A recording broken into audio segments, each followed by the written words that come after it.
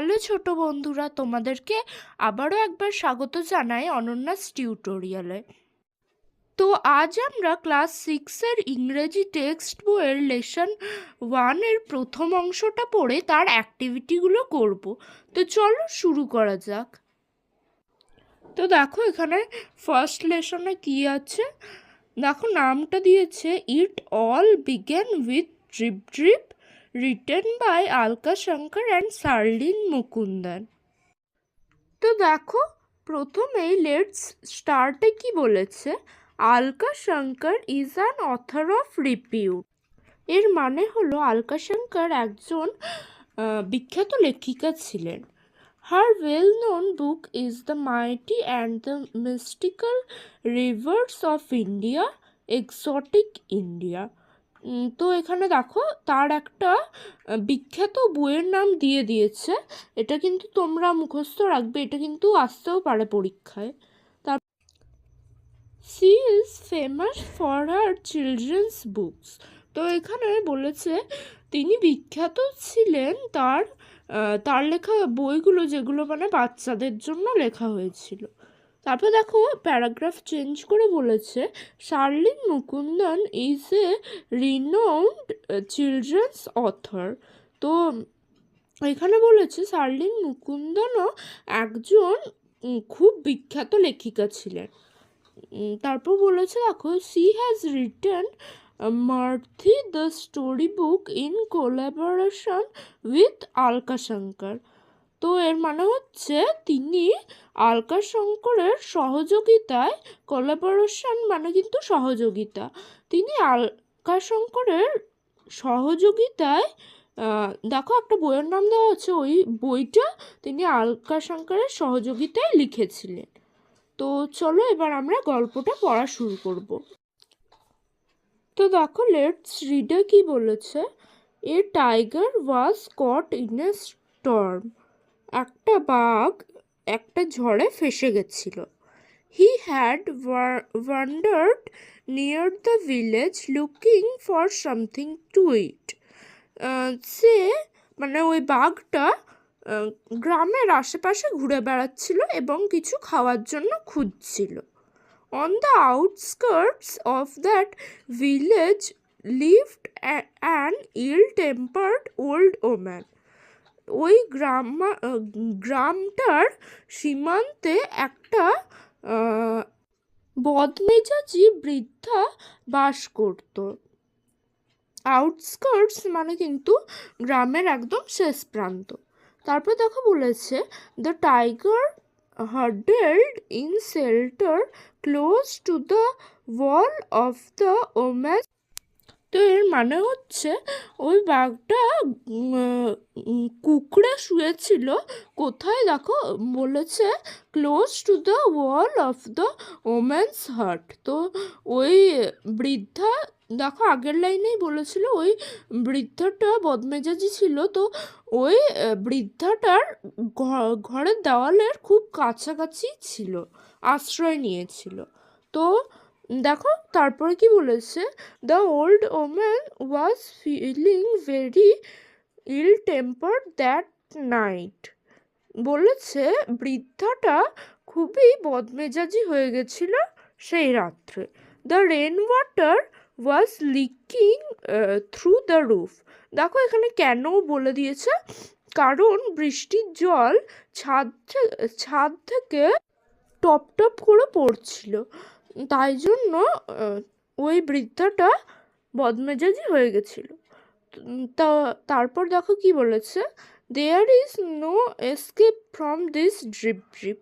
তো ওই বৃষ্টির জলের ফোঁটার যে আওয়াজ হচ্ছিল ওটাকে কিন্তু এখানে ড্রিপ ড্রিপ বলা হয়েছে। তো বৃদ্ধাটা বলছে যে এই ড্রিপ ড্রিপ থেকে কোনো রক্ষা নেই। সি মাটার্ড অ্যাংগ্রিলি। ওই বৃদ্ধা মহিলাটা নিচু স্বরে বিড়বিড় করতে থাকলো রাগের সাথে।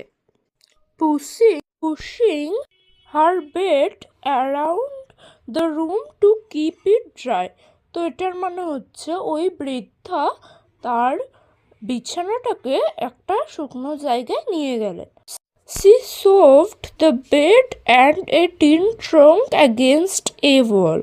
তো এরপর বলেছে দেখো যে সেই বৃদ্ধা তার বিছানাটাকে ধাক্কা দিল এবং একটা টিনের বাস্ক আর কি একটা দেওয়ালে আঘাত পেল।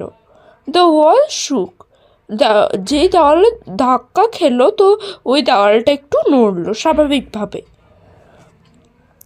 This drip drip will be the death of me, she shouted. এই ড্রিপ ড্রিপ একদিন আমার কাল হয়ে দাঁড়াবে, সে চিৎকার করলো। কে চিৎকার করলো? ওই বৃদ্ধা, ওই বদমেজাজি বৃদ্ধা চিৎকার করলো যে এই ড্রিপ ড্রিপ, ড্রিপ ড্রিপ মানে কিন্তু আমি আগেই বলেছি যে বৃষ্টির জলের ফোঁটার যে শব্দ তাকে এখানে ড্রিপ ড্রিপ বলা হয়েছে।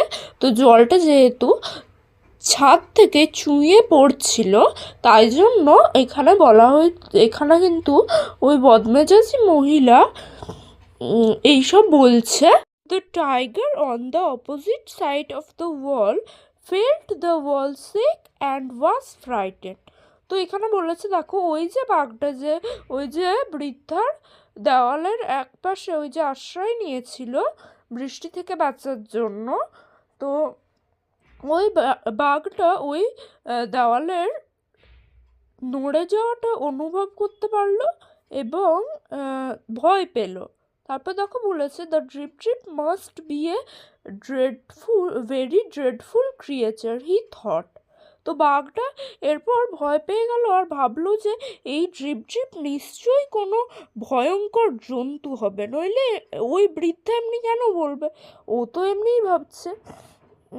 তো দেখো তারপর বলেছে meanwhile Bholenath the Potter was out in the night looking for his donkey in the storm. বলেছে এই একই সময় ভোলেনাথ একজন কুমোর, সে রাত্রে বাইরে ছিল, কেন না সে নিজের গাধাটাকে খুঁজছিল ঝড়ের মধ্যে। Suddenly he saw an animal huddled in the dark against the wall of the woman's hut. তো এখানে দেখো বলেছে এর মানে হচ্ছে যে হঠাৎ সে দেখতে পেল একটা মানে প্রাণী যে গুটিয়ে কুকড়ে শুয়ে আছে। হাডেলড মানে কিন্তু আমি বারে বারে বলছি গুটিয়ে কুকড়ে শুয়ে থাকা, যে গুটিয়ে কুকড়ে শুয়ে আছে ওই প্রাণীটা অন্ধকারে ওই বৃদ্ধার দেওয়ালে শুয়ে আছে, আশ্রয় নিয়ে শুয়ে আছে। তো এখানেই শেষ হয়ে গেল এই ইউনিটটা। দেখো এরপর কিছু ওয়ার্ড ট্রফ দিয়ে দিয়েছে, দেখো এখানে ওয়ার্ড নেস্ট লেখা আছে। দেখো এগুলো কিন্তু তোমরা খুব ভালো করে পড়বে আর মুখস্থ করবে, এটার থেকে কিন্তু তোমরা গল্পটাও আরও ভালো করে বুঝতে পারবে যেগুলো তোমরা বুঝতে পারোনি। এখানে কিন্তু কিছু লাল রঙের শব্দ দেওয়া আছে দেখো।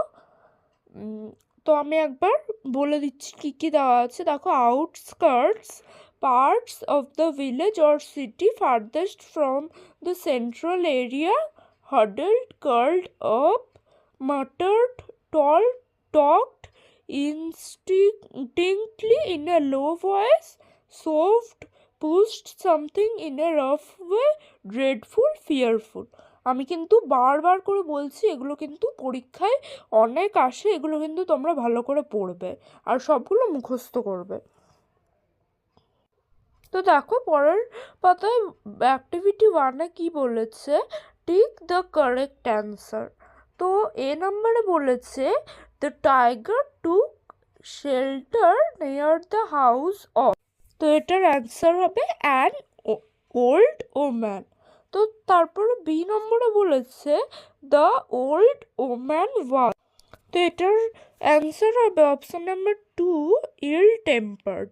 তারপর দেখো সি নাম্বারে বলেছে the tiger thought drip drip was, এটার অ্যান্সার হবে এ ক্রিয়েচার। তারপর ডি নাম্বারে বলেছে দেখো ভোলেনাথ ওয়াজ, তো এটার অ্যান্সার হবে option number 3 Potter.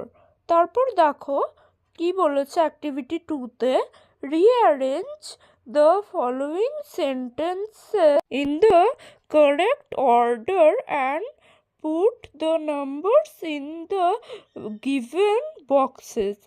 One is done for you. তো ওয়ানটা দেখো কোনটা করেছে, 4 নম্বরটা, a tiger was caught in a storm. তারপর দেখো আমি অ্যান্সারগুলো বলে দিচ্ছি কোনটা কি হবে। তো দেখো 2 নম্বরে হবে, 2 নম্বরের সেন্টেন্সটাই 2 নম্বর হবে, the tiger took shelter outside an old woman's hut. তারপর 3 নম্বরে হবে 6 নম্বরের বাক্যটা, the old woman was ill tempered that night. তারপর 4 নম্বরে হবে 1 নম্বরের বাক্যটা, she pushed her bed around the room to keep it dry. তারপরে 5 নম্বরে হবে 3 নম্বরের বাক্যটা, Bholanath was looking for his donkey. তারপর 6 নম্বরে হবে 5 নম্বরের বাক্যটা, Bholanath saw an animal huddled against the wall of the woman's hut. তো দেখো আমাদের অ্যাক্টিভিটি 2 হয়ে গেল। তারপরে দেখো অ্যাক্টিভিটি 3 এর কোশ্চেনটা কি বলেছে, answer the following question. What do you think would Bholenath's reaction be if he knew that the animal huddled in the dark was actually a tiger? তো দেখো এখানে অ্যাক্টিভিটি 3 এর অ্যান্সারটা কি হবে, I think if Bholanath knew that the animal huddled in the dark was actually a tiger, he would shout in fear and run away. তো দেখো আমাদের লেসন 1 এর ইউনিট সব অ্যাক্টিভিটি হয়ে গেল। তো আজকের জন্য এতটাই। ভিডিওটা ভালো লেগে থাকলে লাইক, শেয়ার অ্যান্ড সাবস্ক্রাইব করতে ভুলবে না। আর সবাই ভালো থেকো, সুস্থ থেকো, বাই।